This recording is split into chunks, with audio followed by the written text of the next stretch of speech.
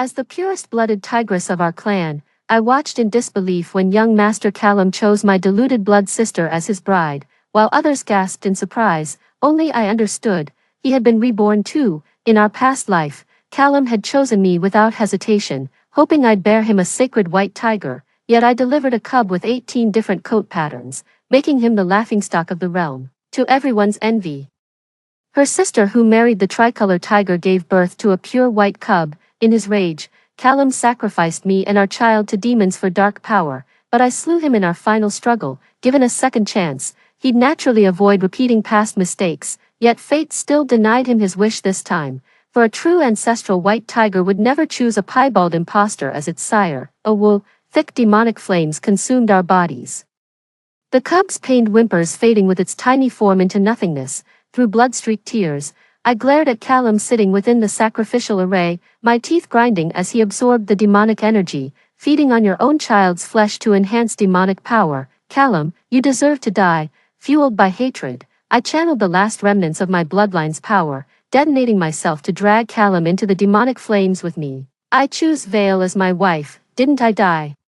Why can I still hear Callum's voice? I pinched my palm and glanced around discreetly, only to realize I'd been reborn into the day when Callum, the young master of the Tiger clan, was choosing his bride. Callum, clad in crimson brocade robes, shot me an icy glance. He strode past me and placed the bone ring, a symbol of status, onto his sister Vale's hand. Then he declared with absolute finality, "The only woman worthy to be this young master's wife is Vale." The wedding guests exchanged astonished glances. Among our tiger clan, the white tigers have always reigned supreme, with bloodline purity determining status. I'm the purest white tigress our clan has seen in centuries, and Callum remains the only eligible white tiger male. Our union has an extremely high probability of producing an ancestral white tiger offspring. Yet Vale's bloodline is so diluted it's practically non-existent. No amount of favoritism can change that fact. The elders attending the ceremony all urged Callum to reconsider, but he remained obstinately determined. While others were perplexed, only I knew the truth. Callum had also been reborn. In my past life, just as everyone expected, Callum chose me without hesitation for the sake of bloodline purity. After marriage, he doted on me endlessly. Where I pointed, he'd follow without question. We were hailed as the Tiger clan's most devoted couple. But everything changed when I gave birth to a cub with 18 different fur colors. Two white tigers mating should never produce a multicolored cub, let alone the lowest-ranked 18-hued variety. Many demons secretly mocked him for being forsaken by the ancestral gods. By sheer coincidence, 3 days later, my sister, who had married an ordinary tricolor tiger, gave birth to a rare white tiger cub, sparking widespread envy. This disparity only deepened Callum's resentment toward me and our child, driving him to increasingly extreme behavior. He spread vicious rumors that I was inherently wicked, practiced forbidden arts, and had earned the ancestral gods' disdain. In his madness, he bound me and our child to the altar as offerings to demons in exchange for dark powers. In the end, I was the one who killed him. Given a second chance at life, he wouldn't repeat the same mistakes. I'm aware that all you elders and family heads wish to match me with Briar due to bloodline considerations. Callum gripped Vale's hand tightly, shooting me a scornful sidelong glance with undisguised contempt. But I would never wed someone who practices forbidden arts. Though warlike by nature, the demon kin abhor lethal dark magic with childlike purity. His accusation was clearly meant to turn everyone against me. I bit my tongue to stay composed, meeting the sea of judging eyes as I fired back indignantly. If the young master fancies my sister, just say so. Why slander me without proof? Without proof, whether my acting was too convincing or he's genuinely dim-witted, he failed to recognize I'm also reborn. Embracing Vale, my posture grew even more haughty. True, no one in the Tiger clan currently possesses demonic power surpassing yours, making it impossible to uncover your secrets. But those who practice forbidden arts earn the ancestral gods' disdain. When your heat comes and you bear offspring, they'll surely be the lowest-grade patch-furred tigers. The truth will reveal itself once you whelp. Very well, we shall see. Should I truly birth 18-colored mongrel cubs, I'll submit to the young master's judgment. Otherwise, I expect the young master to gather today's witnesses and offer me a public apology. Pride comes before a fall. Feigning indignation, I made a wager with Callum. Watching his triumphant figure, I lowered my eyes with a cold smirk. In this lifetime, I will surely expose his true nature. Callum was never some noble white tiger with bloodline powers. He's just a mangy mutt of a beast who practiced forbidden arts and bargained with demons. What I bear is none of your concern. But if you two white tigers produce an 18-colored cub, that'd be quite the spectacle. Callum sprang to his feet, shielding Vale behind him while glaring at me with murderous intensity. Briar, how dare you curse this young master? You're courting death. Think you can take me? The demonic energy in my hand crystallized into icy needles, locking onto the two figures before me. My pure bloodline grants me rapid cultivation progress. They stand no chance against me. No wonder Callum spent 2 lifetimes slandering me, accusing me of forbidden arts, guilt written all over him. Both the young master and I carry the white tiger lineage. How could we possibly produce a mongrel? Sister, don't speak nonsense. Pale-faced, Vale stepped between Callum and me, her gaze unshakable. Whether she was deceiving herself or others remained unclear. Our child will undoubtedly be a white tiger. Is that so? I'll be watching with interest. I toyed with the ice needle, withholding the fragile truth from premature exposure. Briar, the day we bring forth the white tiger shall be your last. With those ominous words, Callum stormed off without dinner, dragging Vale back in haste to fulfill their tiger-making endeavor. I watched their retreating figures with a sardonic smile. A mangy tiger wearing a white pelt, a sickly beast with diluted bloodline, dares to dream of breeding a primordial white tiger. Such gluttonous ambition might choke you to death, just like in their past life. Callum and Vale became the tiger clan's most celebrated loving couple. As for me, I encountered the greatest challenge since my rebirth. My heat cycle is coming soon. The stronger the demonic energy, the more unbearable the mating season becomes. If not relieved in time, I'll become a useless tiger before Callum even makes his move. With my constitution, I'll definitely get pregnant as long as the partner isn't completely incompetent. For the sake of the offspring's potential, I can't just pick any random male. If only there were another eligible male white tiger in the demon realm. There is. A black and white fluff ball clutching a purple bamboo shoot came tumbling out of the bamboo grove with adorable clumsiness. Her name was Toto, an ancient iron-eating beast, and my only friend in the demon world. Whispering those words, she placed the soul-nourishing pill by his hand before slipping away silently and swiftly, unaware of the tiger behind her, clutching the pill and huffing in frustration. Sleep with me then act like nothing happened. Humph, heartless little scoundrel of a tiger. Just returned home when Callum and Vale showed up again. He even brought 2 10-colored male tigers. God knows what got into them, forcing me to choose a mate. Briar, pick one of these tigers to marry. Vale chimed in from the side. A tiger strode through the doorway, clad in form-fitting black attire that accentuated his powerful frame, with eyebrows like ink brushstrokes and eyes gleaming like stars. His sharply defined features carried a natural, breathtaking handsomeness, yet radiated an indescribable aura of lethality and dominance. His mere presence made every other demon hold their breath in anticipation. Compared to Callum, he carried himself with far more regal authority. I never felt this way before, not even during those 2 years as Callum's wife in my past life. That settles it then. Who cares what he's after? He's smitten, you're willing. Just marry him already. Besides, it means one more person to help raise my godson. Toto polished off a pile of bamboo shoots and patted his belly contentedly. That way the little rascal won't dare steal my snacks anymore. 2. To honor Vale, Callum invited all demon clans to witness the ceremony, hosting a lavish banquet that lasted 3 days and nights, and in the process, thoroughly trampled my reputation into the dirt. The male tigers who once showed interest in me now avoided me like the plague. Not wanting to offend Callum was one thing, but more importantly, no one dared to be associated with the stigma of being forsaken by the gods. Frankly, I couldn't care less. After witnessing Callum's hypocrisy, I've lost all interest in marriage. But Callum wasn't about to let me off the hook. That day, while I was meditating, he arrived with Vale, demanding to see me. Briar, if you're truly unmarriageable, you might as well beg on your knees. My cave guardian tiger would still be beneath you. Spare me your concern, young master. Clenching my fists to suppress the urge to strike him with demonic energy, I refused with an icy expression. But Callum wasn't about to let me off the hook. At least the gatekeeper's a 10-colored tiger. Better than you ending up mating with some alley cat during your rut. Wouldn't want you failing to produce even an 18-colored cub. That's right, sister, you'll be in heat within a month. Just swallow your pride and yield to the young master. Unless you'd rather mate with some low-life demon and become the laughingstock of the realm. Now that Vale's become the young master's wife, she's bold enough to turn her veiled sarcasm into open mockery, teaming up with Callum to corner me. Pity for them, I've never fallen for such cheap tricks. My gaze lingered pointedly on Vale's belly, a knowing smirk playing on my lips. 3. She took a leisurely bite of bamboo shoot before telling me about another male white tiger's whereabouts.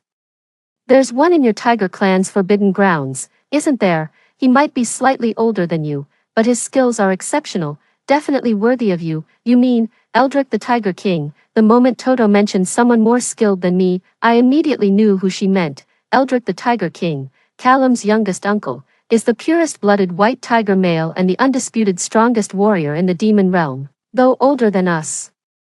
He's quite decent and has always looked out for me. He was once my top choice for a life partner, but 20 years ago, he mysteriously vanished without a trace. Had his soul lamp not remained lit, everyone would have assumed he'd perished. Never thought we'd end up in the clan's forbidden grounds. Twisting my fingers in thought, I turned to Toto after a moment. How do you know so much about our tiger clan's restricted area? Between bamboo shoots, Toto lifted his dazed eyes to meet mine.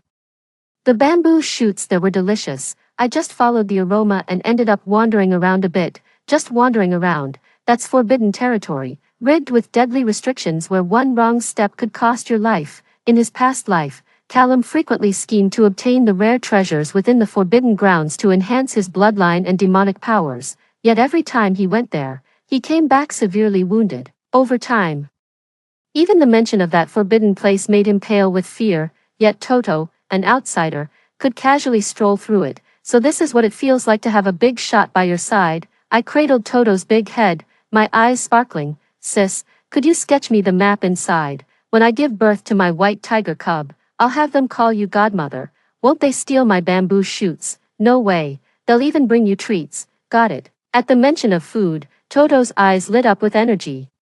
In no time, he finished the drawing and shared the method to break the seal with me. Be careful, Briar, Eldrick is formidable. If it's too much, just retreat. Forcing your way through will only get you hurt. No worries, for I never go into battle unprepared. After carefully concealing a soul-nourishing pill and a nightmare grass, I slipped into the clan territory under cover of darkness. I'll try diplomacy first before resorting to force, if he's willing to help me through my mating cycle.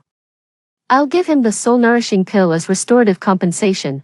If he resists, the nightmare herb will knock him out, making him think he's just had a wet dream. As for Toto's claims about his strength, I couldn't care less. Staying secluded in the clan lands for 20 years, only one explanation. He's seriously injured. At his prime, I wouldn't stand a chance against him. Now with this bewitching smile of mine, he had no choice but to yield. The forbidden grove was eerily silent. Bamboo leaves quivered in the wind yet made no sound. Following Toto's sketched path deeper into the woods, I suddenly felt a chill run down my spine. As the moonlight grew clearer, my breathing became increasingly labored. Damn it, I couldn't help cursing under my breath. My heat cycle had come early. I immediately channeled my inner energy, silently reciting the mantra to calm my mind. But whether it was the full moon or some restriction in this place, the effect was barely noticeable. I could feel my body burning hotter, my legs growing weaker. Eldrick, ignoring all restraints, I growled and shifted into my true form, bounding forward along the scent trail. Found you at last. With bloodshot eyes, I crept toward a cave and indeed found a white tiger resting inside, its eyes peacefully closed. Its entire body shimmered with a silvery sheen, more radiant than any tiger I'd ever seen. This only heightened my desire. My longing for this magnificent male reaching its peak in that moment. No time for formalities. Holding my breath, I crushed the nightmare herb and gently placed it beneath his nostrils. In the next instant, the tiger's eyes snapped open, gleaming with a predatory intensity. My instincts screamed to flee, yet my body betrayed me, lunging toward him instead, just as I thought my life was over. A powerful paw caught my waist and pulled me into an embrace. A husky male voice sighed contentedly by my ear. You're finally here. As our breaths mingled, I found myself lost in thought, but this tiger was just too damn good at this. As consciousness slipped away, I faintly heard him whisper, Briar, you're mine now. When I opened my eyes again, Eldrick was sleeping soundly beside me. Truly the white tiger Eldrick, even wounded, he's far superior to that patchy-furred Callum. Thank you for your help, don't worry. I'll keep your whereabouts completely confidential. 5. Sister. This fine male tiger was specially chosen for you by the young master and me. Not only is he robust, but also of excellent pedigree. With a sidelong glance at their thinly veiled malice, I refused outright. If it's such a carefully selected gift, you'd better keep it for yourselves. Sister, how could you say such things? Vale's face turned pale, then flushed with anger, while Callum's expression darkened. Briar, apologize, TCH. I couldn't be bothered to waste words on them. With a cold sneer, I turned to leave, only to find Callum blocking my path. Briar, choosing your mate isn't just my decision. The elders all agreed. Mating within our tiger clan at least guarantees purebred 18-colored cubs, but a half-breed with outsiders. Our pride would never live down that disgrace. What if I refuse? I extended my palm, demonic energy so potent it forced Callum back a step. He stared at me in disbelief. How did your cultivation advance this fast, honestly? I can't explain this. After all, it took me 2 lifetimes to learn that the union of 2 white tigers could have such an effect. My silence was taken as guilt by those watching closely. Vale stepped between Callum and me at just the right moment. The higher your cultivation level, the more unbearable the mating season becomes. Yet you still refuse to take a mate, sister. Could it be you fear birthing a chimera would expose your forbidden arts and prove you're forsaken by the gods? Her words alerted Callum. A fanatical gleam flashed in Callum's eyes as he stared intently at me. Briar, your refusal to wed is tantamount to confessing you practice dark arts. As clan heir, I have every right to imprison you in our ancestral grounds. Being confined in the clan's territory doesn't scare me, but I won't tolerate being framed for no reason, nor can I stand Callum's predatory gaze. What matters more is that after last night, I'm likely carrying cubs now.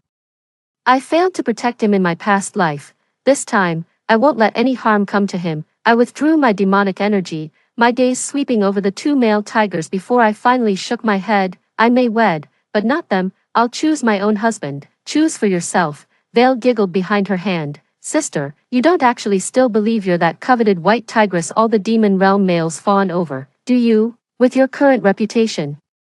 If it weren't for Callum and me offering incentives, even these 2 mangy tigers wouldn't glance your way. Callum chuckled. Briar, stop being picky, not just among tigers. In the entire demon realm, no male would dare marry you except these 2. But before his words could fade, a clear male voice rang out from the doorway. Eldrick of the Golden Tiger clan from Chucho Mountain seeks to wed Briar of the White Tiger lineage. 6. That's why you should never put on airs when you're a supernatural being. Talk about instant karma. But the thought sent a shiver down my spine. Whether it was his name or that faintly familiar scent, I couldn't help but think of last night's tiger. Who the hell are you? Callum beat me to it, his voice steady as he spoke. Eldrick ignored him, his burning gaze fixed directly on me. I've admired Miss By for years. Would you do me the honor of becoming my wife? She declines. Callum was acting strangely today, repeatedly making decisions on my behalf. He stepped between us, cutting off my eye contact with Eldrick. How dare a mere golden tiger share the name of our white tiger clan's king? What punishment do you deserve? What of it if we share the same name? Eldrick finally deigned to answer Callum's question, but his tone was icier than winter's breath. We're blood cousins, both named by the Tiger King himself. Got a problem? Take it up with your grandfather in the afterlife. Now step aside, nephew, don't keep your uncle waiting while I secure your future aunt. Callum was shoved aside with brute force, and Eldrick's striking face filled my vision once more. The corners of his lips curled into a gentle smile. Will you marry me? Yes, MMPH. Is this supposed to be a tiger? He's clearly a male vixen. If not for my last shred of sanity, I'd have said yes in a heartbeat, pressing a hand to my injured lip. I frowned and pulled him into the backyard. I don't care why you want to marry me, but I'll never be your wife. Why, are you still hung up on Callum? The man's entire demeanor turned icy in an instant. I don't know why he suspected Callum, but I still chose to confess everything. It's not his. My heat cycle ended last night. I'm likely carrying another tiger's cub now, and no matter its potential, I'm keeping this pregnancy. I laid out all my plans in one breath, bracing for his scorn and fury, only to be pulled into a crushing embrace. Then I'm even more determined to marry you. What? I must be hearing things. Did I mess up my rebirth posture or something? What kind of demon volunteers to wear the cuckold's horns these days? Eldrick pressed a kiss on my drowsy eyelids, his voice slipping straight from my ears into my heart. Wait here like a good girl. In 7 days, we'll be wed. 7, Toto. Do you think he's out of his damn mind? Whatever Eldrick did when he left, it barred Callum and Vale from entering my cavern. and trapped me inside, leaning against Toto's back. I couldn't for the life of me figure out why he'd do this. Is he afraid I'll run from the wedding? But what's in it for him? Toto crunched on bamboo shoots between bites, stealing a moment to reply. If it weren't Eldrick, would you really go through with the marriage? My body froze for a moment before I let out a quiet sigh. No, it wasn't just his striking looks. The familiar aura he carried made it impossible for me to refuse. You're all cunning and no conscience. What if I fall into a pit of fire? I shot Toto a glare and snatched a fruit from her. She didn't even get mad, just smiled and handed me the rest. Fools have fortune, sis. If we strike gold, don't forget each other. That sentence kept echoing in my mind for days. I've always felt Toto knew something he wasn't telling me. Just as I was racking my brains about what felt off, Eldrick came to marry me. The wedding he gave me outshone even Callum and Vales. The Azure Dragon and Vermilion Bird pulled the wedding carriage, with the Black Tortoise clan leader officiating. The gathering of 4 clans immediately triggered celestial phenomena. A mystical rain fell, bringing spring's revival to the entire demon realm, leaving all creatures awestruck, of course. There's always someone who'd spoil the moment. Uninvited, Callum and Vale had the audacity to crash the wedding banquet. Vale stared at my gold-embroidered wedding gown and amethyst-studded phoenix crown with undisguised envy in her eyes. Since brother-in-law treats you so well, sister, you should quit practicing those dark arts and focus on bearing his heir. That's what truly matters. Got proof. Eldrick donned crimson robes today. Softening his initial sharpness yet retaining every ounce of his imperious demeanor, he icily rebuked Vale. Unless you have proof, you will apologize to my wife, or guard your tongue. Vale cowered behind Callum, who responded with a dark-faced snort. How could a mere tigress advance her cultivation so rapidly without practicing forbidden arts? Your incompetence doesn't define others' capabilities. Eldrick's mockery was so blatant that Callum's veins bulged in fury. Yet fear of the stronger opponent kept him from striking. In the end, he could only resort to taunting about offspring again. This young master shall let it slide for now. Humph. When you two breed some 18-colored mongrel tigers, we'll settle the score properly. But I'd rather settle it right now. My smile didn't reach my eyes as I lightly tapped Eldrick's hand. Throw them both out, as you wish, my lady. Eldrick seized my hand in that instant, with a flick of his sleeve. Callum and Vale went flying, their distant wails barely audible. This minor incident didn't dampen the wedding festivities. We received blessings from countless spirits, and even after the guests departed, I remained exhilarated, but watching the man who just freshened up, ready to share my bed, I had to rain on the parade. There might be a baby in my belly, so we can't. I know. Eldrick's finger brushed against my lips, his usual domineering aura melting into tender affection.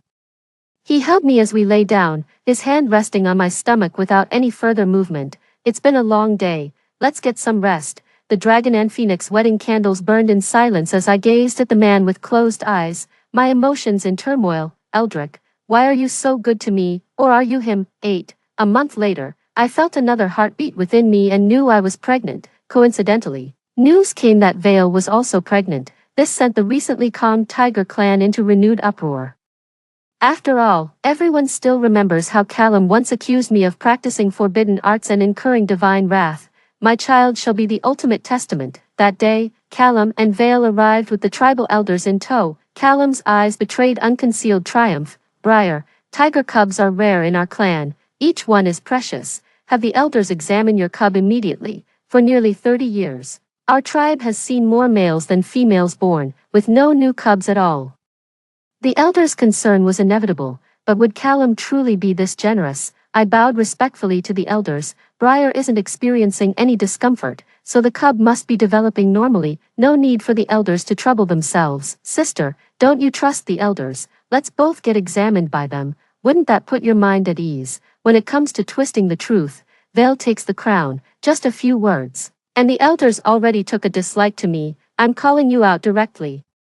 I trust the elder completely. It's you people I can't stand. Prenatal education matters, and I won't have him seeing ugly faces this early. Sister, how could you say such things? Enough. Vale's teary-eyed expression froze mid-formation as the elder cut her off with a frown. Just a simple bloodline check for the cub. No need for all this chatter. You two come forward together, with the elder's decree. I had no choice but to stand shoulder to shoulder with Vale, as the spell was cast. A beam of white light emerged in the courtyard, emanating from Vale's abdomen. but before me swirled an unsettling gray mist, thick enough to obscure everyone's view. Oh sister, you're not really carrying some freak of nature, are you? How could you not see it clearly? Vale's voice rang in my ears, dripping with shock and smug satisfaction. For once, I didn't retaliate, my expression dazed and distant. I'm absolutely certain the Elder's magic contained no tricks or tampering. Normally, a pregnant woman's belly should glow with the same radiant hues as her offspring will bear after birth. Even an 18-colored tiger carries its own light. Then why does mine swirl with nothing but gray mist? So it's true, a godforsaken heretic practicing forbidden arts. Briar, you make me sick. Callum's voice overlapped with memories of my past life, all the grievances and hatred from that existence churning violently in my mind. My venomous gaze fixed upon Callum. If fate cannot be changed, perhaps I should kill him right now. Briar. Suddenly, I was pulled into a warm embrace. It was Eldrick. While channeling demonic energy to calm my spirit, he simultaneously flung Callum and his men out of the courtyard. A razor-sharp voice laced with killing intent echoed over the Tiger clan's territory. Trespassers will be slain. 9. Word eventually spread about that day's events, including the ominous gray mist that had risen from my belly. Callum and Vale's faction branded me a wanton traitor to Eldrick, claiming my womb carried no tiger cub. That's why their probes failed. Our allies maintained the cub in my womb bore such exalted lineage that those incompetent elders were unworthy to sense its presence. In an instant, all eyes of the Tiger clan were fixed on my belly. Even Toto came running to ask me, "Are you sure it was the white tiger you met that night?" Eldrick had already soothed my troubled heart. He also said whatever comes out will be our child. He didn't get angry when Toto asked that. Munching on the dried fruits Eldrick baked for me, I shot her a sidelong glance. You picked the candidate, you provided the map. Don't tell me you don't know if it's the white tiger. Toto chuckled awkwardly before leisurely pulling out a bamboo shoot to munch on. Good to hear. I've actually bet 100 bamboo shoots that you'd give birth to an ancestral white tiger, so that's why you came to check on me. I couldn't help but laugh in exasperation as I grabbed her big head and gave it a good rub. We'll split the winnings 50-50. All right. Let me go before you scare the white tiger cub. Time passed with Eldrick tending to me and Toto keeping me company, until the day of Vale's delivery arrived. A crowd had gathered outside Callum's cave that day. White tigers were rare enough, but one potentially exhibiting ancestral traits. Everyone wanted to be the first to offer blessings. The ancestral white tiger appears only once every millennium, each time heralding prosperity for our tiger clan. May the tiger deity bless the young mistress with a safe delivery. Indeed, the young mistress must deliver safely, mother and child both. Though demons often quarrel, their hearts remain pure. In life's critical moments, all prayed for Vale's successful childbirth. True to form, Vale lived up to everyone's expectations. Amidst several tiger roars, Callum emerged to announce Vale had given birth to a pure-blooded white tiger cub. The elders were examining whether it was a primordial white tiger. Eldrick, is there some arcane method to alter the cub's bloodline? I simply can't believe Vale's faint traces of white tiger bloodline could produce a white cub with an 18-colored tiger. Unless Callum resorted to forbidden arts again, arcane arts won't suffice. But a sacrifice will. Eldrick took 2 steps toward the ancestral lands, his gaze profound, his words dripping with lethal intent. Just as I was about to ask if he'd found something, Callum stepped in front of me, his face bore undisguised malice. Briar, you and Vale got pregnant around the same time. How come she's already given birth while you're still showing no signs? Did you deliberately get rid of it to cover something up? His loud voice instantly drew everyone's attention. Feeling even more pleased with himself, he burst into laughter. Briar, if you kneel and kowtow begging for mercy now, I might consider leaving you and that bastard in your womb with intact corpses. I'd rather die than bow to a wife-murdering, child-killing monster. I snarled at him with such venom that my eyes nearly burned with hatred. Callum's pupils contracted as he lunged for my shoulders. You actually came back too? How dare you? Eldrick naturally wouldn't let Callum near me, shielding me just in time, but as he was about to strike, I gripped his arm tightly. I'm going into labor. 10. Hearing my agonized cry, Eldrick immediately abandoned Callum and swept me into his arms, carrying me to the nearest cave where torrents of demonic energy surged into my body. Briar, how are you? What can I do to help? The normally composed and dignified man was now visibly distraught, his face etched with urgent concern. No need. I revealed my true form and gently patted his hand in reassurance. Our child is well behaved. He won't cause his mother any suffering. As the words faded, the cub emerged. A whoa, a tender tiger's roar echoed forth, and instantly the gloomy skies cleared into brilliant sunshine, with auspicious clouds drifting across the azure expanse. Every member of the tiger clan could feel a benevolent demonic energy gently sweeping over them. Is this a primordial white tiger? I gazed in awe at the little creature's full coat of shimmering silver fur. Mother, father, the cub opened his round, sparkling eyes, and called out affectionately, his soft voice melting my heart. Holding him felt like soaking in a warm spring, the happiness so overwhelming it brought tears to my eyes. Don't cry, Briar, you've worked hard. Eldrick gathered both me and the cub into his embrace, planting gentle kisses on each of our foreheads. For a moment, the cave was filled with tender warmth, but family time was always fleeting. The commotion of the ancestral white tiger's birth had inevitably alerted the other tigers outside. The moment I stepped out carrying the cub, several elders surrounded me with lightning speed. By the tiger god's grace, to witness a primordial white tiger's rebirth in my lifetime, praise the tiger god. You've done well, Briar. Impossible, absolutely impossible. How could Briar possibly give birth to a primordial white tiger? Amidst the harmonious atmosphere, Callum's furious voice suddenly cut through like a discordant note. His bloodshot eyes glared at me with such malice that he resembled a demonic creature. You shall not disrespect the atavistic white tiger. An elder shot Callum a withering glare. The elders and I have examined it. That cub of yours with veil is no true white tiger. Just a motley-coated impostor with 18 garish stripes. Out with it, Callum. What vile deed earned you the god's contempt? What if the bastard's actually a patchwork tiger himself? I stared down Callum with icy disdain, my quiet words striking like thunder. This time, it was his turn to endure the mocking gazes of the crowd. Utter nonsense. Callum teetered on the brink of rage, his breathing growing labored. Vale's wicked nature and cultivation of forbidden arts earned our ancestors' wrath.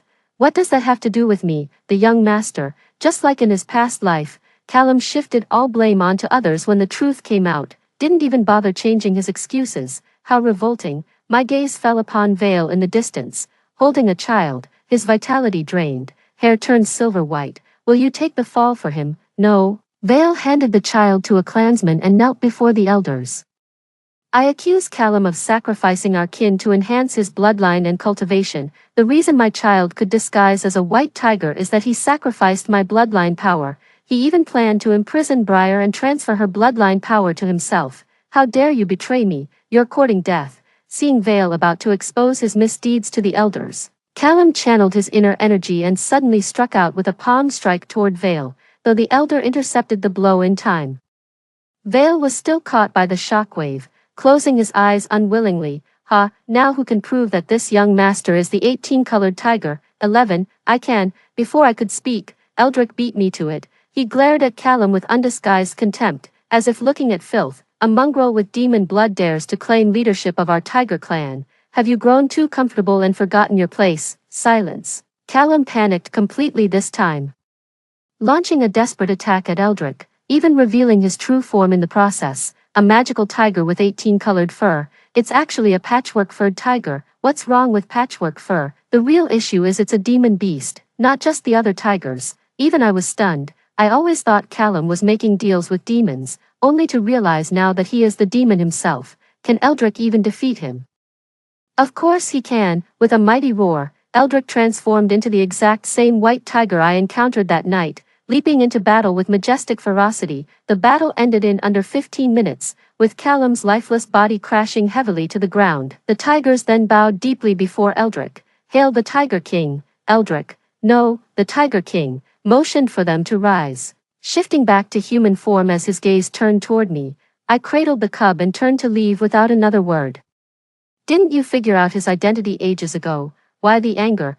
Toto kept munching on bamboo shoots, trotting cluelessly beside me. My deduction proves I'm clever. His deception makes him the wrongdoer. He wasn't exactly lying to you. Between bites, Toto told me about Eldrick's origins. Eldrick's mother was the matriarch of the Yellow Tiger clan from Chucho Mountain, who later married the White Tiger King and gave birth to Eldrick with exceptionally noble bloodline. But the White Tiger King wanted him to inherit the throne, while the Yellow Tiger clan sought to make him their next patriarch. So here's the plan. Eldrick is both the Yellow Tiger clan's leader and the White Tiger King. They're actually the same person. Then how could he be trapped in the clan's forbidden grounds? This matter, perhaps your husband should explain it to you personally, my lady. In the blink of an eye, Toto had already fled with her cub, leaving only Eldrick flashing that devastating smile at me. Turns out, 20 years ago when Eldrick returned from his travels, he accidentally discovered his foster brother's lover was a demon tiger who'd given birth to a cub. Blinded by love, his foster brother not only kept his partner's secret but allowed her to use sacrificial magic to disguise the cub as a white tiger. Several of our kin had already fallen victim by then. In my fury, I fought the demon tiger, only for my foster brother to betray me the moment I struck the killing blow. To secure Callum standing in the tiger clan, he used sacred white tiger blood to cast an ancient seal.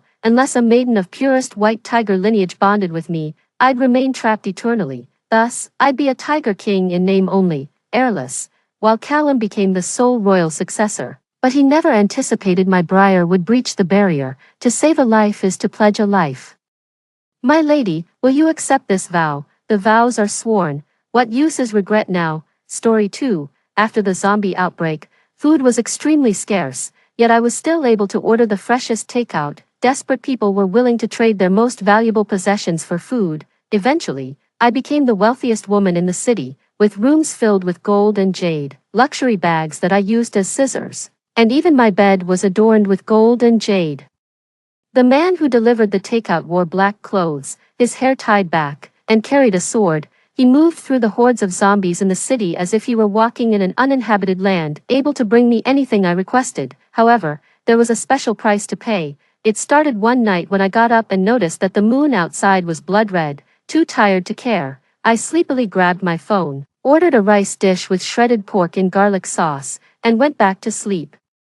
Half an hour later, I was awakened by a knock at the door and ran to open it barefoot. Your takeout, please sign for it. The bag was carried by a slender hand, its skin cold and pale, with distinct joints. The owner of the hand was a handsome man with a stern expression, his black hair tied up high, carrying something strange on his back. He wasn't wearing a uniform. I paused for a moment, took the takeout bag, and accidentally touched his icy fingertips. It's mine. The man's gaze fell on my face, his ink-black eyes slightly narrowed, and he smiled faintly. Miss Laura, enjoy your meal. See you next time. After he left, I went to the window and stared at the blood-red crescent moon in the night sky, feeling uneasy for some reason. 3 years ago, after being falsely accused by my stepmother of stealing money, my father kicked me out of the house. Now, I live alone on the other side of the neighborhood, in the house my mother left me. As I stood by the window, I was about to go back to the table to eat when suddenly a piercing scream came from below. Startled, I pushed open the window and looked down. Under the flickering streetlight, a person lay on the ground, possibly drunk, surrounded by 3 others. Moreover, there were small groups of people wandering around the neighborhood, making it unusually lively. This was highly unusual. This is an old neighborhood completed over 20 years ago, mostly inhabited by elderly residents, usually. After 10 at night, there are hardly any people around. As I wondered, the 3 people under the streetlights suddenly seemed to sense something and looked up. A scream stuck in my throat. I barely managed to keep from shouting, but my back was already drenched in cold sweat. Those 3 were no longer human. They were 3 gray-faced, blood-stained monsters, chewing on the remnants of organs in their hands. And the person I thought was drunk had already been disemboweled. They were zombies. Yesterday during the day, a highly contagious and severe virus swiftly swept through the entire city. The infected turned into gray-faced monsters with sharp teeth, incredibly strong and fast, biting any living person they saw, just like the zombies described in movies. After being bitten by a zombie, a person would turn into one within half an hour. I spent several hours on my phone in my room, coming to this conclusion. It was already daylight, but the blood-red moon still hung in the sky, casting a gloomy light over the world. After witnessing several scenes of people going out for food and being bitten to death by zombies from my window, I couldn't stand it anymore and abruptly drew the curtains shut. Back in the living room, I paused abruptly as I passed the dining table. Something was off. The city was already swarming with zombies last night, so how did that man manage to deliver my takeout? The Yusyang pork rice was still on the table, thoroughly cold by now. After microwaving it for 2 minutes, it filled the air with a rich aroma. It was a freshly made, real dish of mixed rice. But how did it get here? Countless theories flashed through my mind as my heartbeat quickened. I grabbed my phone and ordered another dish from a food delivery app. Cold pot skewers, great. The restaurant accepted the order, great. The rider has picked up the food, great. Your order will arrive in 500 meters. I rushed to the window, staring fixedly at the distant gate of the complex. After what felt like an eternity, a tall figure in a black trench coat appeared at the gate, his long black hair tied back in a ponytail. He walked towards me, seemingly oblivious to the zombies wandering around the complex. Suddenly, two zombies turned sharply and collided with him head-on.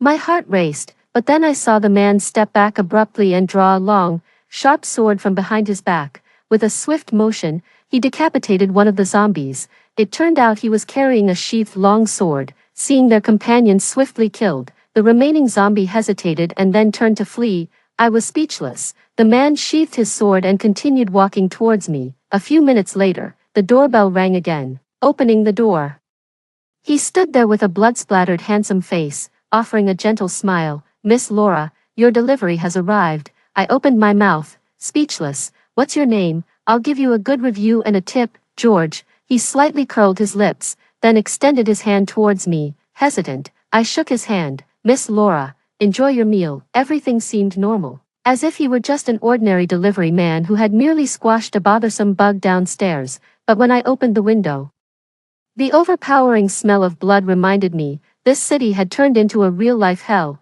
In the following days, I ordered several more deliveries: clay pot rice, fried noodles, burgers, crawfish. No matter what it was, George always delivered it safely and quickly. Once, I stumbled over the threshold and fell into his arms. He courteously helped me to stand. "Miss Laura, be careful." After several such incidents, other residents in the complex became curious. Since the internet was still up, they started asking in the residents group chat about the man in black. "Why don't the zombies bite him? I noticed he's always carrying something. Seems like he's making deliveries. Who's he delivering to? I'll pay 10 times the price for him to bring a bag of rice to our place. We're running out of food." Amidst the clamor, I tentatively sent a message. "Why don't you guys order some takeout?" "Laura, have you lost your mind? Who's going to deliver during these times? A ghost?" Before anyone else could respond, the brother brought by my stepmother had already started mocking me coldly in the group chat. Following his lead, the others also spoke in a rather unfriendly tone. "What's with the weird suggestions and ordering takeout? Why not go out to eat yourself?" "I think she's doing it on purpose. I've heard from Stella before that her elder daughter is really spiteful. She deserves to be kicked out by her dad." "Damn it, I hope you all starve. That would serve you right."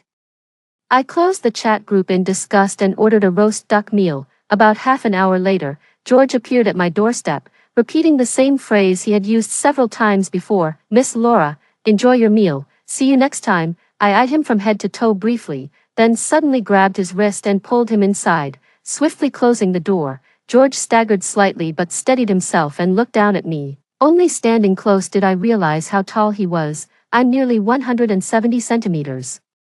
And he was still a head taller than me. His gaze was light but somehow oppressive. "Don't leave just yet," I hurriedly said. "Could you take me out? I'll tip extra." George smiled. "Miss Laura, how much do you think you need to tip to hire me?" I was momentarily at a loss for words. Pretending to be clueless now would be underestimating him too much. "If you can take me out, I'll give you all the gold in my jewelry box." "Which is about," I paused, calculating, 100 grams, "no need."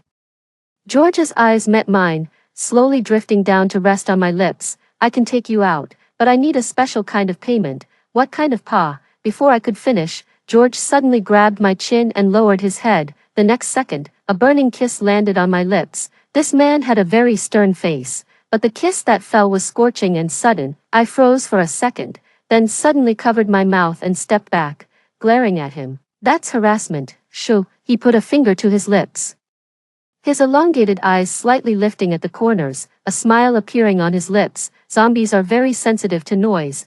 There are two next door, so keep your voice down." A chill ran down my spine, and before I could ponder how he knew, I swiftly changed my expression. "My hero, are you sure?" "Of course. So I've been living next to two zombies these past few days." He shook his head gently. "Not really. They only turned today." Seeing my frightened look, he added, "Miss Laura, please rest assured, now that I've accepted your payment, I will naturally take care of the trouble for you." George then drew his sword and went out. A deep roar came from next door, followed by sudden silence. It dawned on me what he meant by payment. It was that kiss. Lost in thought, George came back in, still neatly dressed but with a faint scent of blood lingering about him. I snapped back to reality. You killed them, of course. He raised an eyebrow slightly. Does Miss Laura think I was too harsh? I quickly shook my head. Once they turn into monsters, they are no longer my kind. Moreover, if they were still alive, I would most likely be the one dead. George showed a satisfied expression, then he raised his hand and gently touched the top of my head. Was he treating me like a pet? But since I needed his help, I dared not ask and quietly followed him. After leaving the residential area, I went to the convenience store at the entrance and filled a big bag with sanitary pads, then went to grab other items. Perhaps because no one dared to come out, the convenience store was stocked full with goods, yet there was not a single person around. The only zombie that used to be a store clerk was pierced through by George's sword as soon as he entered. Sleep pants, toothpaste, underwear, soap, lubricant. I forced myself not to look at the bloody counter, muttering to myself while stuffing items into the bag, suddenly stopping upon seeing a certain label. Turning my head, George, who was following me with his sword, turned his face away, his earlobes flushing red. Cough, I'll go grab some food. I handed him the items and went to another row of shelves to pick out a bunch of my favorite instant snacks and even grabbed a few fresh fruits, finally heading home with a heavy load of supplies. George stopped at the door. Escort mission over.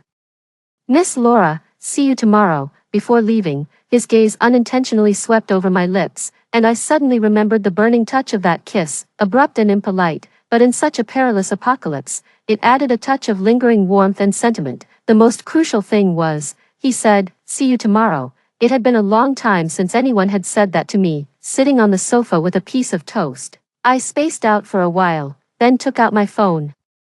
Probably a lot of people saw me with George and started buzzing in the residents' group chat, wildly speculating about who he was and why he wasn't afraid of zombies. Some people recognized me and added me as a friend, wanting to get his contact information. Amidst the noise, my dad's message stood out. Laura, bring over the stuff you got. Bring more food, and, who is that man? Have him take you out again. Your mom and your brother want fruit. This was the first message from him since we had a big fight 3 months ago. His commanding tone made me laugh. Why should I? Do you think you deserve it? I simply lifted my phone and took a picture of the table full of supplies, and sent it over. I indeed have plenty of stuff, fruits too, but I'd rather let them rot than give them to you, Laura. How could I have raised such a selfish ingrate? He cursed vehemently. You should have been drowned at birth. You're no better than an animal. The string of obscenities that followed were unbearable, unthinkable words to say to one's own daughter. I didn't want to see any more, and simply blocked him. In the following days, I ordered takeout a few times, and George, after the kiss, continued to accompany me out in all weathers to scavenge for supplies, no matter how many zombies there were.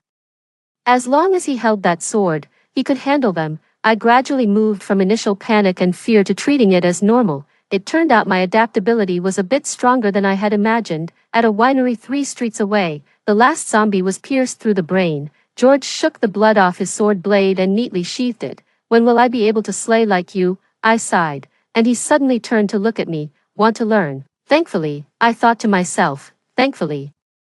He didn't say something like, you'll never have to learn with me around. Instead, he meticulously explained the weaknesses of the zombies.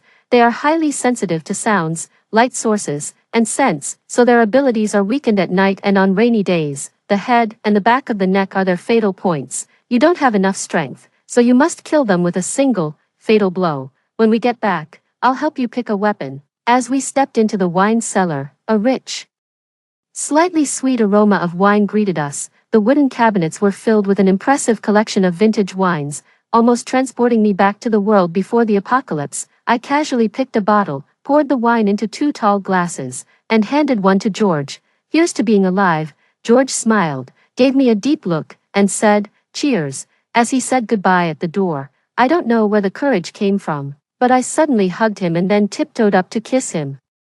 Unlike the fleeting kiss when we set off, this one was deep and passionate. Although a bit clumsy on my part, George seemed stunned for a second, then he abruptly pulled me closer by the waist and kissed me back even more intensely. Our breaths mingled, and the scent of wine spread between us. By the time the kiss ended, I was almost out of breath, clutching his shirt, gasping for air. Laura, maybe it was the alcohol, or maybe it was the courage from him saying my name. I looked up, staring into George's eyes. "Can you stay here?" He didn't answer. Outside, the sunset had dipped below the horizon, the sky gradually darkening, with only the last streak of orange light streaming through the window, like a burning flame. He stood in that light, silent for a long while, then said, "I can't." A wave of embarrassment overwhelmed me, my eyelashes quivered, and I silently let go of him, stepping back. "I'm sorry. I overstepped." Just before the door closed, I heard him say softly, "See you tomorrow," the usual farewell. I tried not to think about it, storing the supplies I brought back today one by one, but at the bottom of the bag, I found a 2-foot-long folding knife, unfolded. Its blade shone brightly, reflecting the cold light. It was lightweight, yet the edge was extremely sharp. I remembered what George had said in the winery, and how he blushed and walked out of the lingerie store on the ground floor of the mall, turning into the military supply store at the end of the corridor. This was the weapon he had chosen for me. Everything about George's origins and purposes was a mystery, yet in this chaotic, blood-soaked cruel world, he had somehow become the only lifeline I trusted and clung to. That night, unable to hold back any longer, someone with 2 kitchen knives tremblingly went out to look for supplies, only to be surrounded by zombies less than 20 meters from the building entrance.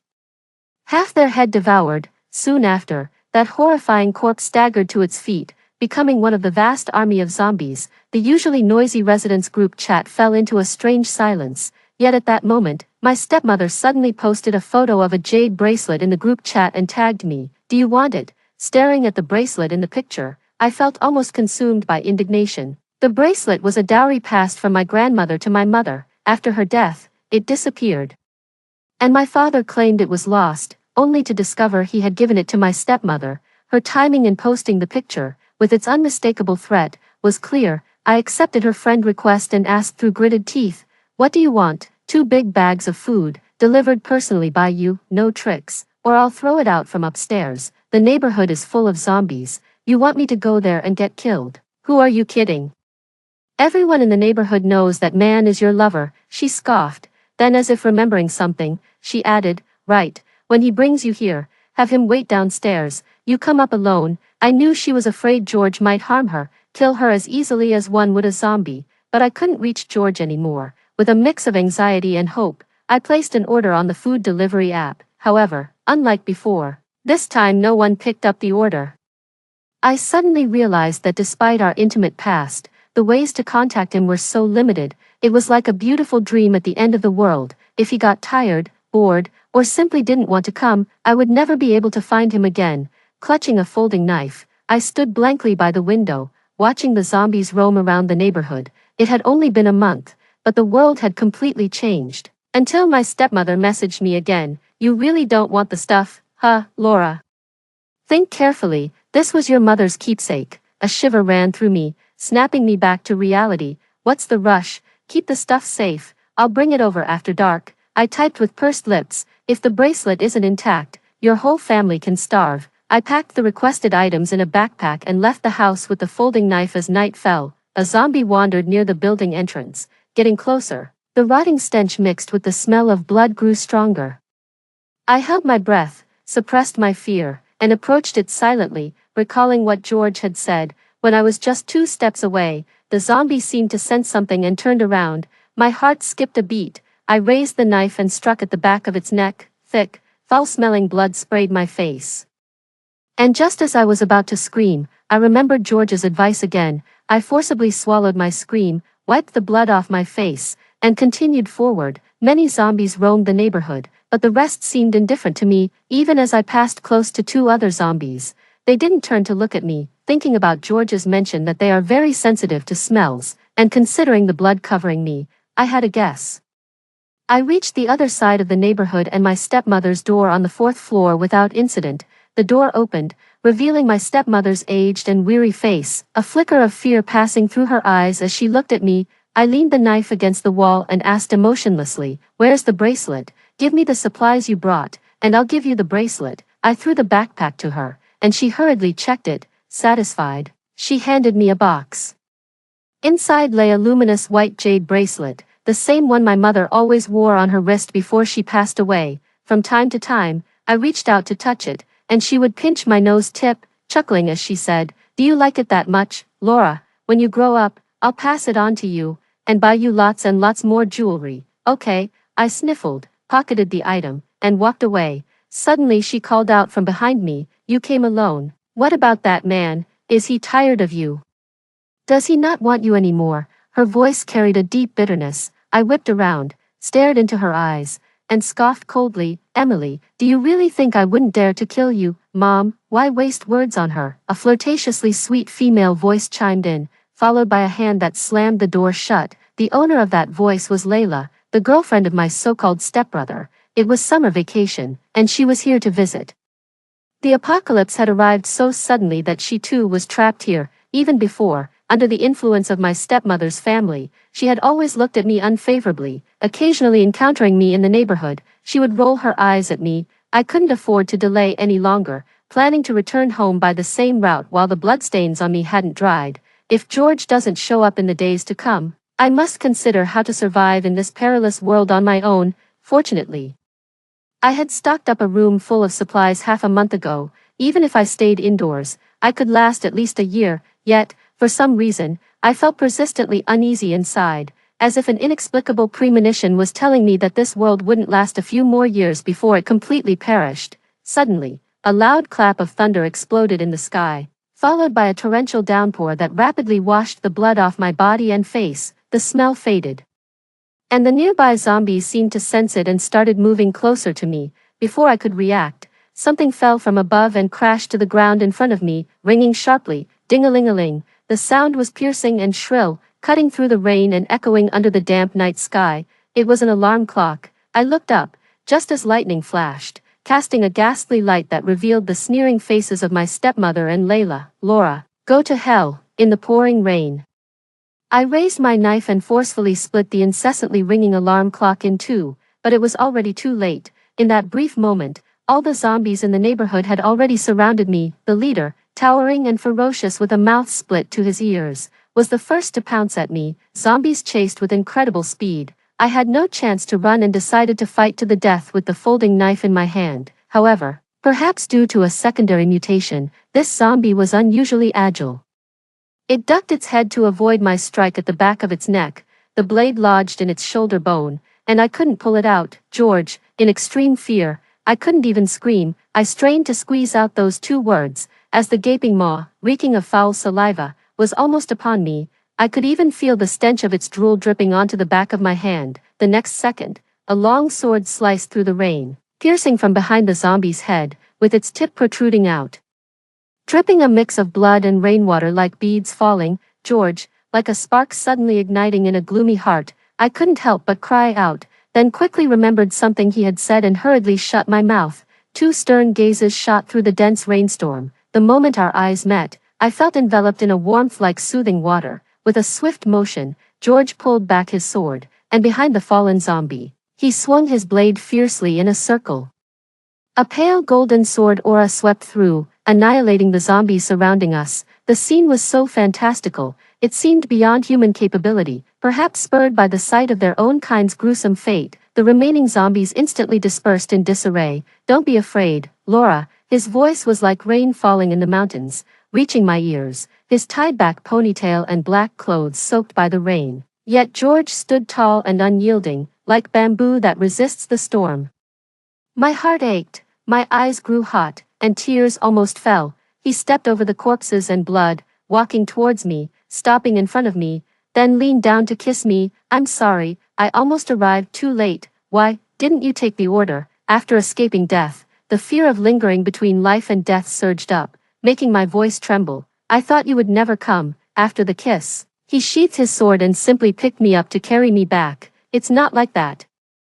After you asked me last time, I went to handle some things and didn't receive your message in time." I nestled in his arms, listening to his apology again. "I'm sorry, Laura, why are you apologizing to me?" I bit my lip, deciding to ask directly. "George, what is your background? Why do you know so much about the weaknesses of zombies and possess such abnormally high combat abilities?" "You might have guessed it. I'm not from this world." "How did you come here then?" George continued walking, passing through the pathway in the green belt to the building where I lived. because you ordered those deliveries, briefly opening the passage. The warmth from our bodies, clothed in layers, accelerated my heartbeat uncontrollably. I suddenly asked, "Why did you kiss me initially?" The arm holding me stiffened slightly. The next second, he stepped inside the building, the sound of the rain blocked out, and the world suddenly quieted down. After a while, George finally said, "Because you are the link between two worlds, I can't stay here too long, but the deeper our contact, the longer I can remain. From the first touch of our fingers, I stayed 5 minutes. The time you fell into my arms, I stayed for half an hour, and every time I kiss you," he looked down at me with a gentle smile, "I can stay here for a full 3 hours." As we spoke, we had reached the front door of my home. I struggled out of George's arms, jumped down, and went inside. The lights in the room seemed to be broken, and it was pitch dark inside. Outside, the storm raged, devoid of even a sliver of moonlight. The water heater was also broken, and ice-cold water poured down from above. I shivered uncontrollably and instinctively called out, "George," when he entered. His breathing was clearly more rapid. "What's wrong?" I turned to look at him. "I'm so cold, and there's no hot water." My eyes gradually adapted to the darkness, making out his tense jawline against the night. I stepped forward and he stepped back, his voice tight as he began to speak. "First put on your clothes, and I'll think of something." The rest of his sentence was swallowed by my sudden kiss. "A ready-to-use heating method is right in front of you." "What's the matter, George? Don't you dare to use it." I clung to his arm, relentlessly deepening the kiss, my fingertips unhooking his drenched clothes. 3 hours. Is that enough for you? Want to add a bit more time? Laura, slow down. His voice mixed with faint pain and pleasure. I shook my head and fiercely bit into his shoulder. "I can't slow down. Only kids in love take it slow. And with the end of the world upon us, I can't be bothered with all that. The world is bloody, chaotic, and incredibly complex." I had just walked through a life and death experience, still frightened upon reflection. That ghastly face of the zombie was only inches from me, and had George not arrived in time, I would have become one of them. I can't say for sure whether my fondness for him was mixed with gratitude for saving my life, and the reckless abandon of an apocalyptic frenzy. The kisses and wandering hands carried a frantic intensity. Moments later, George seemed to finally give in, sighing as he lifted me into his arms. "I'll do it." His words seemed to flip a switch on some sort of Pandora's box. Outside the window, the night was pitch dark, the storm was still fierce, and the moon hidden behind the clouds showed a faint trace of blood red, as the world irreversibly rushed towards its demise. Inside the room, another storm descended upon me. It was then that I realized I had underestimated George. "Do all you martial artists have such stamina?" I asked intermittently. George did not respond, his hand from behind clasping my shoulder, the other hand reaching over, gently brushing my slightly parted lips. "About your earlier question, I'll answer you now. It's indeed not enough." I woke up as daylight had already filled the sky. George brought me water, and I gulped down most of the bottle before looking up at him. "Why did you change your mind again?" "What? That day when I asked if you wanted to stay, you said no. Why have you come back now?" George's eyes crinkled slightly. "I didn't say I didn't want to. I said I couldn't." I glared at him. "What's the difference?" "Indeed, I couldn't that day because there were still things I needed to sort out in my world." George leaned down and kissed my lips. "Now I can stay, but I need you to kiss me often to ensure I won't be rejected by this world." He said this with his usual stern expression, as if it wasn't a line of romance. Oh, it really wasn't romantic. Feeling spoiled and proud, said, "Not tender and affectionate enough." "Say it again."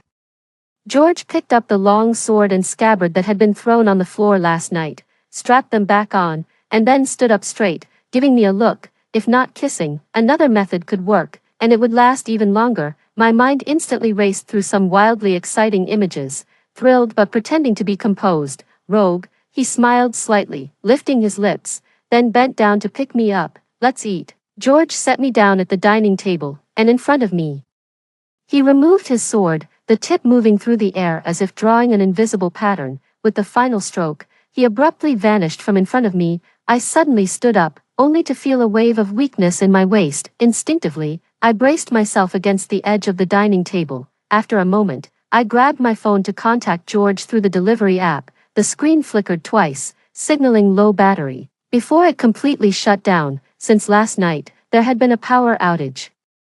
In my daze, the air in front of me suddenly rippled like water, and in the next second, George reappeared. He placed what he was carrying on the table and pulled me towards him, his lips brushing past the corner of my eye. "Why are you crying?" It turned out I had been crying. I sniffled. "You disappeared so suddenly. I thought it was going to be like last time, that you wouldn't come back." George's arms tightened suddenly around my waist. "I won't leave again.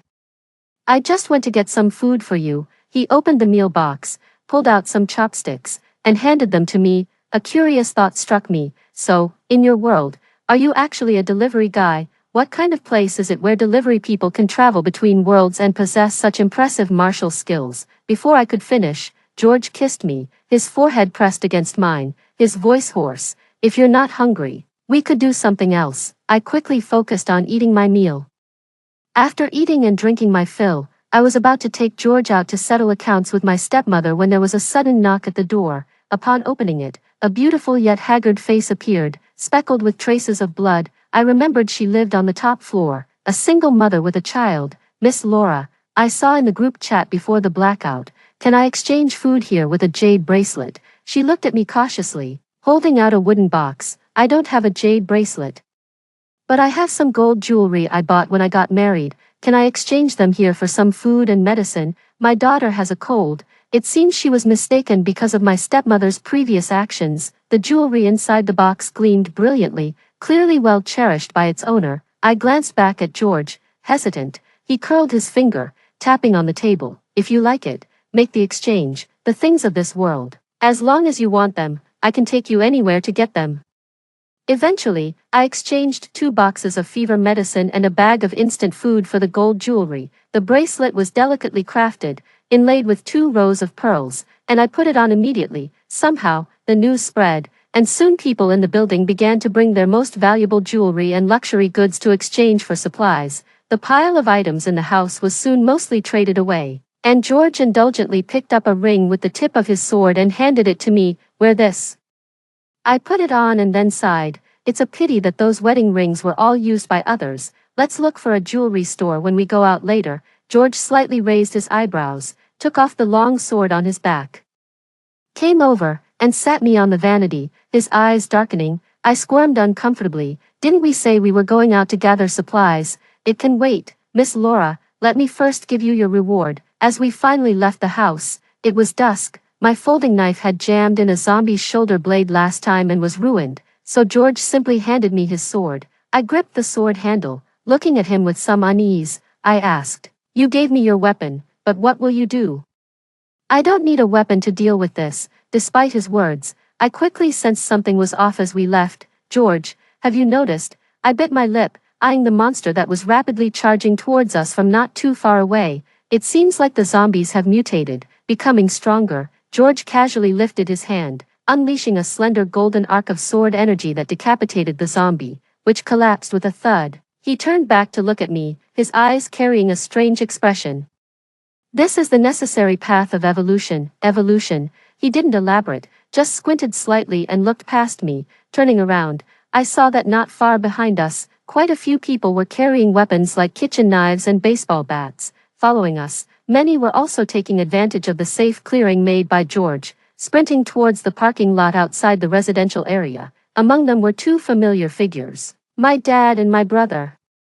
I wondered if my stepmother and Layla were too afraid of me harming them, which is why they didn't dare to follow. But no matter, I would soon be paying them a visit. The apocalypse has been upon us for nearly 2 months now, and their food supplies at home must be running out. I said to George, even if they trade their jewelry and designer bags with me, it would only solve their problems temporarily. They clearly understand that following us is safer than venturing out on their own.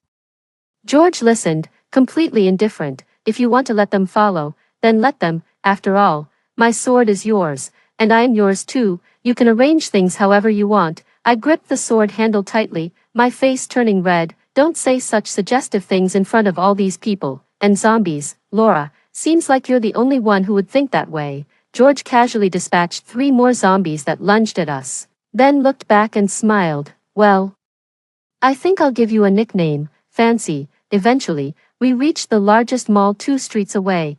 I even found 2 shopping carts, loaded them full of food and household supplies, and pushed them down to the jewelry floor. In the face of the apocalypse, these once exceedingly expensive items were scattered messily across the counters and floors, no longer sought after by anyone, holding several bags filled with gold, silver, and gemstones. I joined George at the wedding ring counter. The entire city was without power, and the mall was no longer as brightly lit as before. Next to the counter, a disfigured corpse lay on the ground, emitting waves of foul smell. In this eerie and terrifying scene, George patiently helped me pick out a pair of rings, then we put them on each other. Looking at his clearly defined, slender hands stretched out in front of me, I suddenly said, "Sometimes, I really don't know whether to hate the changes in this world or be grateful for them."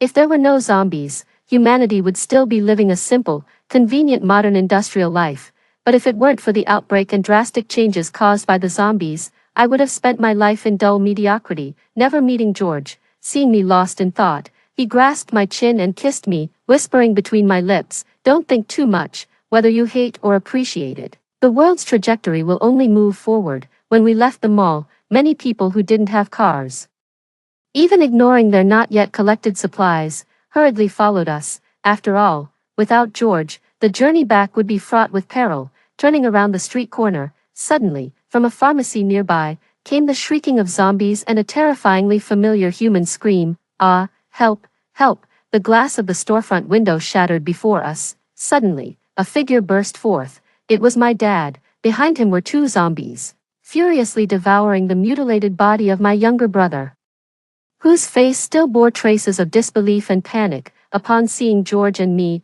a glimmer of recognition flashed in my dad's eyes, and he sprinted towards us. "Laura, it's Dad, hurry, save me, son-in-law, son-in-law, I'm Laura's dad, your father-in-law." Another zombie was already lunging at him from behind, pinning him to the ground with its enormous, sharp claws. A gaping maw opened above his head, and my dad desperately held it off with a baseball bat, his face contorted with effort. "Laura, save me quickly." I looked at him expressionlessly. "Didn't you call me a thankless wretch, a beast? So why do you need this beast to save you now?" Dad was wrong. I misspoke. "Laura, you've always been my good daughter. Cut it out." My gaze turned cold. "Isaac, do you really think I don't know how my mom died?" The mention of my mom made it clear to him that I wasn't going to save him. As the baseball bat was about to give way, a look of resentment flashed in his eyes. "If that's the case, then let's die here together." My dad began to scream wildly, but before he could make much noise, George ran him through with a sword, ending his life. He turned to me and said, "Let's go home." I glanced at the two corpses on the ground and murmured, "There are two more." Even as George and I traveled back and forth, we still lost more than half of our group. Many people were too scared to venture out again, opting instead to trade their hidden jewels for food with me.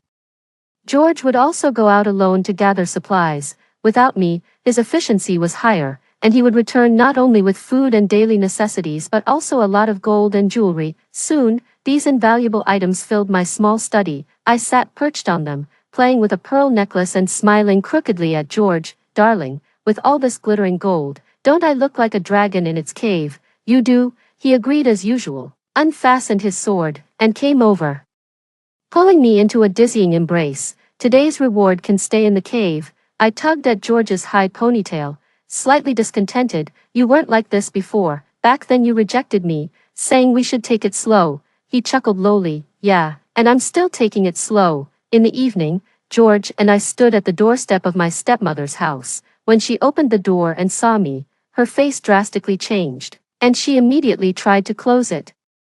George swiftly blocked the door frame with his sword. Looking at her gaunt cheeks, I smiled. "So scared. Yet you had the nerve to act back then. Emily, I've spared your miserable life for so long, surely you've lived enough by now." She stumbled back in panic, and George and I walked in. The door closed behind us. She collapsed onto the sofa, her expression suddenly filled with resentment. "I heard from the neighbors. Your dad was killed by your lover." "Laura, how could you do that to your own father? Did you two really think I was unaware?" "I heard everything you said by my mother's bedside that day. Emily, I wasn't at school. I was hiding in the closet. If you hadn't secretly switched her medication, she wouldn't have passed away so soon."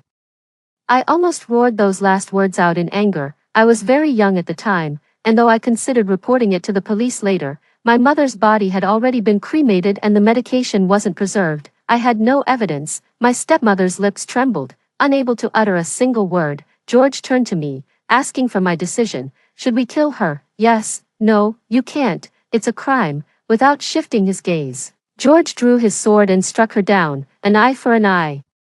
It's only just, he said disdainfully as he glanced over the lifeless body of my stepmother. I don't even know what she was yapping about. I looked around. Where's Layla? Without another word, George kicked open the bedroom door. Before I could react, a figure in a revealing outfit threw herself into his arms. Layla was wearing a spaghetti-strap dress, her small face heavily made up. She seemed oblivious to George's frowning face, tilting her head up pitifully at him. Brother.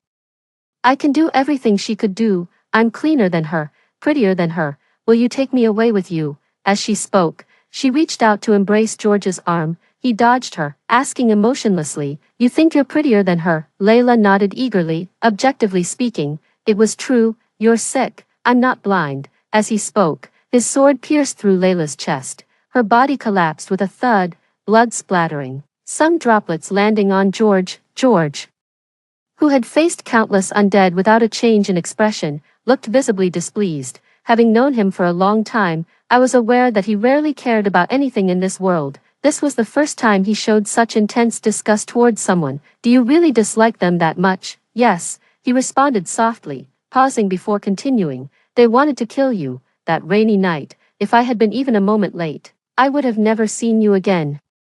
His voice carried an undeniable depth of emotion, choking me up momentarily. I blinked back the tears, pushing down the bitter feelings. There's no need to worry, you're so powerful, able to cross worlds to be by my side. Even if I really died, you could find a way, right, like bringing me back to life. He pressed his lips together, suddenly gripping my wrist and pulling me into his embrace. I can't, there's no such method. His warm kiss landed on my forehead, pulling a sincere warmth out of the surrounding scent of blood. So, you must never die. I won't let you be in danger again, not even for a second. As night fell, George and I went up to the rooftop. I was holding a bottle of red wine left over from a long time ago. George said he didn't drink, so I blew into the bottle directly. My mom loved red wine when she was alive. I was very young then, and I once sneaked half a bottle of her cherished Bordeaux, ending up falling asleep with the bottle in my arms. I thought she would beat me when she found out, but, to my surprise, she just smiled and said I truly was her daughter. She loved jewelry too, but we couldn't afford much, so she usually bought cheap pieces. The only expensive item, a pearl necklace, my dad secretly gave away to Emily.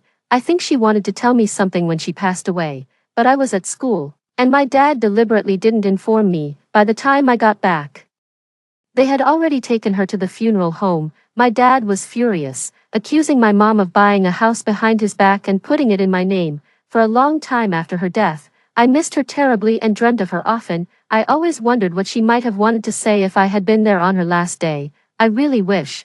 While drinking, I told George so much. Eventually, I collapsed into his arms, watching the moon slowly turn blood red once again.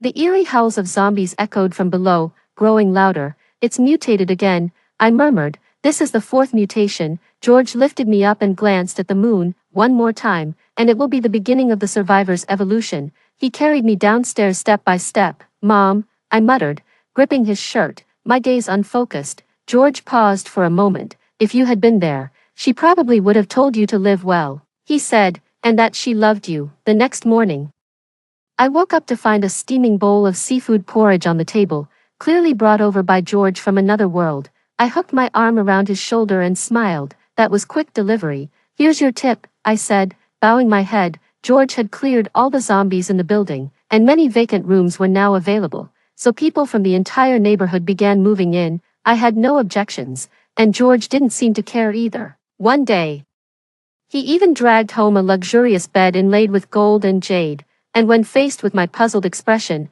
he seriously said, I just want us to sleep a bit more comfortably, beast. I retorted as he kissed me and whispered, sometimes, I really miss how you used to call me brother when we first met. Oh, brother, be gentle, jerk. On days when George wasn't out scavenging for supplies, they started forming teams to venture out together.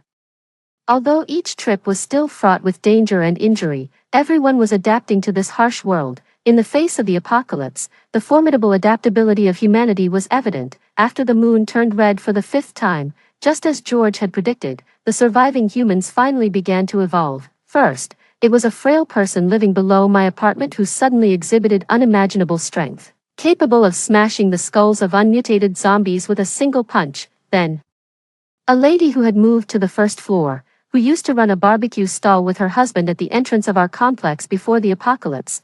After losing her husband to the zombies, she had gained the ability to defend herself. A bizarre thought crossed my mind. As the zombies evolve, humans are also evolving. George, do you feel like this is some sort of experiment the world is conducting on humans? He paused as he was cleaning his sword, then said, "It's a selection. Every once in a while, the rules of the world break and reassemble. At the intersection of these rules, the world undergoes changes, filtering out the beings that are suited to live under the new rules. I don't know if it was because of the red moon, but my body also seemed to undergo some strange changes. My hearing became exceptionally sharp, and my mild nearsightedness corrected itself. That afternoon, I suddenly craved pineapple shrimp balls, so George, ever so willing, went back to his own world to buy something for me. When the tip of the sword sliced through the air again, the pattern that should have been colorless and invisible suddenly blossomed into a faint golden glow before my eyes. I had been leaning against the headboard, but I sat up straight in surprise. Isn't this thing supposed to be invisible? How come it suddenly has color? George stiffened. Then abruptly turned to look at me. You can see it, of course, I can. Isn't it just a weirdly shaped, golden pattern? Noticing something odd in his expression, I asked, "What's wrong?" His face returned to its usual calm. "It's nothing." Soon after, George returned, besides the pineapple shrimp balls I wanted. He even brought back a cup of iced milk tea. He knows me so well. After eating and drinking my fill, sleepiness gradually took over, and I pulled up the covers and drifted off. This sleep led me into a long, bizarre dream. In the dream, the world crumbled and reformed, as if a powerful, invisible force was tearing everything apart, from which no life form could escape. After what seemed like ages, the chaotic storm finally ceased. The survivors then began to construct a brand new world. This world overturned everything I knew. The ground hung above, and the sea floated in the air, dividing the world into two distinct halves.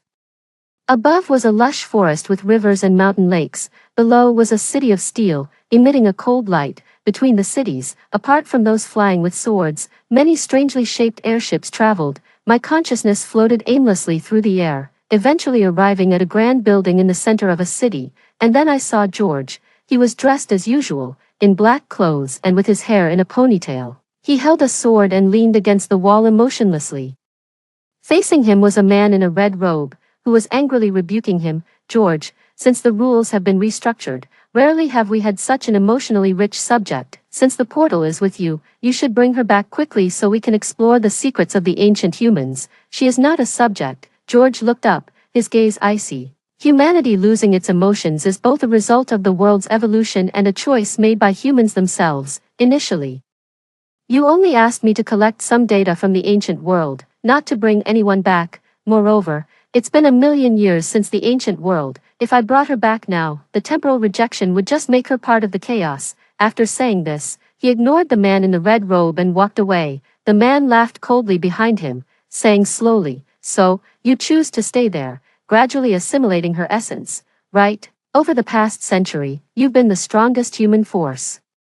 Even if you bring her back, you could protect her. Is that what you think?" George paused. "George, you're too bold. We still haven't fully understood the power to traverse time and space. Aren't you afraid that being reverse assimilated will leave you stuck in the ancient world forever? If that's what it takes, then so be it." He didn't turn around, just left a remark. "After all, that world still has her." I slowly opened my eyes. George was holding his sword, leaning against the window sill, quietly watching the sunset on the horizon. "George," I called out to him, only to realize my voice was incredibly hoarse, so I picked up the water and gulped down 2 mouthfuls. He turned to look at me, half of his cheek submerged in the darkness, showing a sharp indifference. In a low voice, I asked, "Why do humans lose their emotions?" After the reorganization of rules, humans gained unimaginable abilities, but because they became too powerful, they considered emotions to be indecisive and weak, and thus willingly discarded them.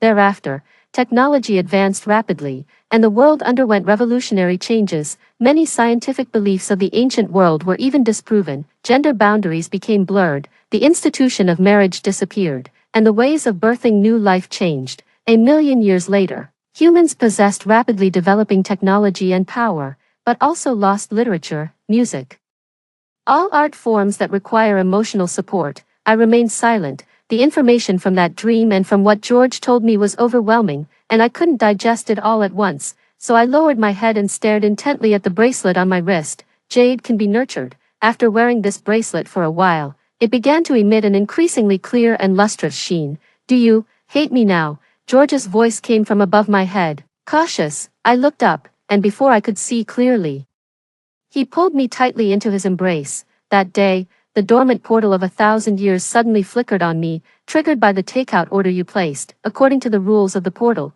I had to fulfill your request to arrive here, so I brought the food you wanted. I never treated you as an experiment. I liked you from the start. If you don't want to go with me, that's okay, I'll stay here with you. George was clearly very nervous, holding me and saying a lot.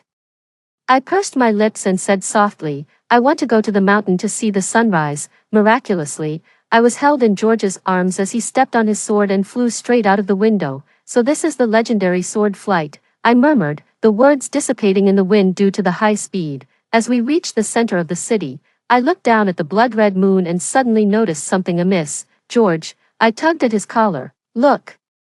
Why are all the zombies moving towards that hospital in the city center? He glanced down. Let's go check it out. We landed on the hospital rooftop, and then I saw a familiar face. What are you doing here? I was shocked to see her. It was the single mother who lived on the top floor, who had previously traded jewelry for food with me and had also joined several scavenging teams. How could she be here? Miss Laura, it's you. She looked at me, giving a bitter smile, shifting to one side.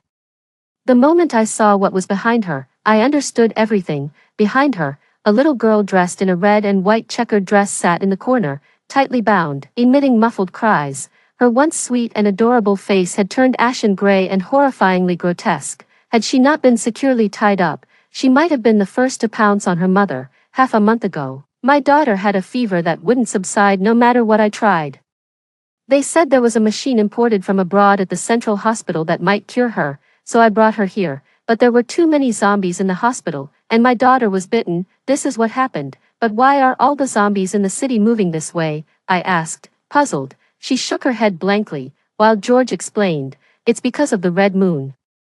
Her daughter is undergoing mutation. If the mutation is successful, she will become the zombie queen of this city. I looked at him in shock. George gripped my hand tightly and continued, however, the zombie queen is very strong and comes with evolved abilities. This rope is unlikely to hold her. If she succeeds in mutating, you will be the first she bites. I urgently said, then you shouldn't stay here. Let me and George take you home. No need, Miss Laura. The woman's voice was gentle yet resolute, and meeting her sad eyes, I felt as if someone had choked me. Stopping my voice abruptly, I am very grateful for the supplies you gave me last time. They helped me and my daughter get through the toughest time. Miss Laura, I actually knew your mother. When she and your father first moved here, I was still in elementary school. One day, after I had a fight with my family, she even took me home for dinner. If she were here today, she would make the same choice as me. She turned her head, her gaze full of love as she looked at her daughter, now turned into a zombie. From the day my daughter was born, I've had the duty to protect her, even now that she's become a zombie. Miss Laura, I know you and your boyfriend have abilities beyond ordinary people's reach. Don't worry about me anymore. You should leave. Her voice was filled with determination. I lowered my eyes, my heart nearly swallowed by sorrow. George held my shoulder, stepping onto the flying sword. Let's go. As we flew a little away, I looked back. She had returned to her daughter's side, sitting close to her, her head gently resting against hers. Under the blood-red moonlight, she softly sang, the best people are destined to come into one's life. An all-in gamble of obsession. A wave of indescribable pain surged in my heart, unresolvable, and I could only grip George's hand tightly. This is something that the people of the future regard as a burden, because my hearing is particularly sharp. Even though we flew far away, the faint sound of singing still reached my ears. Crossing time, there's no more separation, there will always be hardships, even if they are lies. The singing abruptly stopped with a loud bang. seemingly the sound of a hospital's rooftop door being smashed open. The next second, a loud roar echoed through the city's night sky. So, did the zombie queen's mutation succeed? I asked George. He nodded. Ordinary zombies don't make such sounds. I then fell silent. Perhaps the daughter, now a zombie queen, could finally protect her mother. As dawn broke, George and I reached the top of a mountain on the outskirts of the city. The blood-red moon had gradually faded, and the sky was rolling with white mist, with a hint of golden light seeping through. Standing side by side with George, I suddenly asked, "Why did you fall for me?" In others' eyes, you're unimaginably strong, and I'm weak and helpless. If you hadn't appeared, I probably would have died when the first wave of zombies appeared, but you didn't die, George said. Laura, you got one thing wrong. It's not that I fell for you, it's the precious emotion, lost by mankind for a million years, that I found again in you. Strength doesn't mean everything, and I don't see you as weak, in any time and space. Having sincere and passionate emotions is a precious thing. Humans no longer have emotions, but at least I have you. After he said this, the rising sun finally broke through the fog. Golden red light pierced through the clouds, enveloping the city and spreading over to us. I whispered, "Take me away, George, let's go to your world." Epilogue. Golden patterns were outlined one stroke at a time by the tip of a sword. Just before the final stroke, George took my hand. It was a strange sensation, like being engulfed by an endless deep sea, yet speeding forward. The aura emanating from around us blocked all negativity. After an indeterminate amount of time, George's voice echoed in my ear again. "Laura." I opened my eyes to see a suspended ocean.